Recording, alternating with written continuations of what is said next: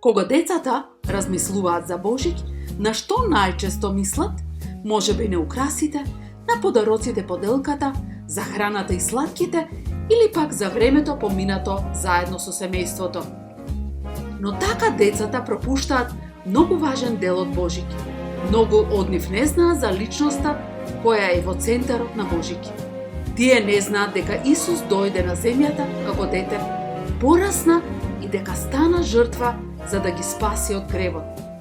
Тие го пропуштаат најголемиот подарок, подарокот кој трае вечно. Отидете на нашиот YouTube канал и дознајте повеќе за прекрасниот Божик и за нешто што трае вечно.